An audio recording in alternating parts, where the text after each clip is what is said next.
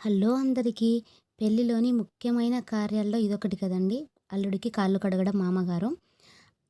అసలు కాళ్ళు ఎందుకు కడుగుతారనేది మీకు ఐడియా ఉందా? తెలిస్తే కామెంట్ చేయండి. మరి నాకు తెలిసింది చెప్తాను వినండి. పెళ్ళిలో వధువు, వరుడు ఇద్దరిని లక్ష్మీదేవి, నారాయణులుగా భావిస్తారు. అందుకే మామగారు తన అల్లుడైన నారాయణుడికి కాళ్ళు కడిగి తన కూతుర్ని కన్యాదానంగా ఇస్తారన్నమాట. ఎన్ని కోట్లు పెట్టి, ఎన్ని రకాల దానాలు చేసినా రాని ఫలితం ఇలా కన్యాదానం చేయటం వల్ల ఆ తల్లిదండ్రులకు వస్తుందంట. అందుకే నా దృష్టిలో ఆడపిల్లలున్న ప్రతి తల్లిదండ్రి చాలా చాలా చాలా అదృష్టవంతులండి. మరి మీరేమంటారు? తర్వాత కాళ్ళు కడగడం అయిపోయాక జీలకర్ర, బెల్లం పెడతారు కదా! మరి అదెందుకో తెలుసా? జీలకర్రను, బెల్లాన్ని కలిపిన తర్వాత వేరు చేయడం అది ఎవ్వరి వల్ల కాదు కదండీ! అలాగే వధూవరులిద్దరూ కలిసి ఎప్పటికీ ఒకేలాగా ఉండాలని చెప్పి అలా చేస్తారన్నమాట.